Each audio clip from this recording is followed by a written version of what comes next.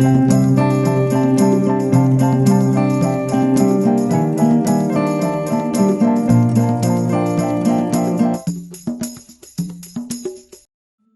everybody, and welcome to Word Affinity, a podcast which has everything to do with words. I'm your host, Sarah Singh Bisht, and today's episode is the part 4 of me diving into the history of the Death Eaters. Whoa, this is getting long, so this episode is a full one instead of a bonus. But I guess I can wrap this up in the following 5 episodes or so. We'll get to that later. So, last time I covered till the 13 years of total chaos and terror that succeeded the First Wizarding War. Today, I'm going to start with Voldemort's return. A very depressing way to start an episode, but let's go. Nope, this ain't gonna be depressing because do you know what today is? That's right, it's Harry's birthday. Happy birthday, Harry! You have really come a long way since the day Hagrid smashed down the door of the hut and said, "You're a wizard, Harry." And a very happy birthday to J.K. Rowling too. Okay, now let's start with the episode. First of all, let me get into the role of Voldemort. I am invincible. I am awesome. I like stalking teenagers. I hate Dumbledore. Okay, yeah, I'm in his mind. Now, let's go to the thing he said to his Death Eaters when he meets them after 13 years. "Welcome, Death Eaters. 13 years. 13 years since last we met. Yet you answer my call as though it were yesterday. We are all still united under the dark mark then. Or are we? I smell guilt.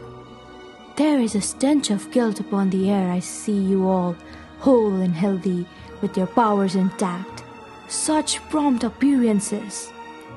And I ask myself, why did this band of wizards never come to the aid of their master, to whom they swore eternal loyalty? And I answer myself, they must have believed me broken. They thought I was gone. They slipped back among my enemies, and they pleaded innocence and ignorance and bewitchment." On the 24th of June 1995, Lord Voldemort is reincarnated, regaining a body by the help of the bone of his father, the flesh of his servant, and the blood of his enemy. I guess Voldemort wouldn't have been very choosy, and the body he got, let's just say it wasn't pretty. Basically, he looked like a humanoid grey, hairless snake with slits for eyes and nothing for breathing. As soon as he got his body back, Voldemort just wanted people to tell him that he is the best, he's the most awesome person in the world, and all that other BS.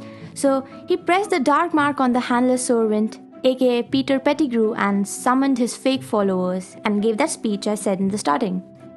Some proved so too afraid to return to him, such as Karkaroff, while others who were dead or imprisoned remained absent. Snape also did not return, saying that to maintain his cover of a double agent, he had to stay at Hogwarts and appear loyal, brave, and true. See what I did there? Well, if you have seen Mulan, you would know. Snape eventually returns after 2 hours, and Voldemort is satisfied with his story. Despite more than few absences, many return, including Lucius Malfoy, Goyle, Crabbe, Nott, and Avery. Avery, being over-dramatic, begs for forgiveness, and Voldemort says that he wants 13 years of repayment if he wanted them to forgive them. Snape later commented that had the faithless Death Eaters not been forgiven, then Voldemort would have very few followers left. Harry was also present for Voldemort's second rise to power. He manages to escape and warn Dumbledore of the threat, who tells the Minister and the Ministry, who behave like stupid, old, fat idiots and blatantly refuse to believe him, the greatest wizard to ever live. But finally, in 1996, the Minister of Magic witnesses the epic duel between Dumbledore and Voldemort in the Ministry of Magic and is forced to admit his mistake. So, that was all for today. I will start with Voldemort's second attempt at seizing control of the Wizarding World in the next episode.